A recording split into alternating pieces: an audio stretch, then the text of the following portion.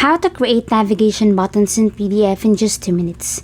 Today I'm going to show you in this step-by-step guide how you can add clickable buttons inside the PDF so readers can move between pages quickly and find information without scrolling.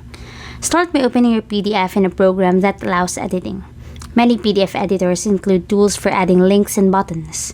Once the file is open, go to the Editing or Tools section and look for the option to add interactive elements. Choose the button or link tool, then click on the area of the page where you want the navigation button to appear. This could be a next page, back, or home button. Resize and position it so it fits naturally within the layout. After placing the button, assign an action to it. Select the option that links to another page in the document. Choose the destination page so the button knows where to send the reader when it's clicked. Repeat the process for other buttons. Add navigation options in each page so movement feels consistent.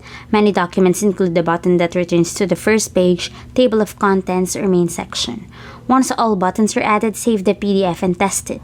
Open the file and click each button to confirm that it leads to the correct page. If a button does not work, edit the link and set the destination again. Navigation buttons make long documents easier to use. Readers can jump between sections, return to important pages, and explore content without losing their place. After adding and testing the buttons, your PDF becomes more interactive and organized. Anyone opening the file can move through it smoothly, which improves readability and saves time when searching for specific information.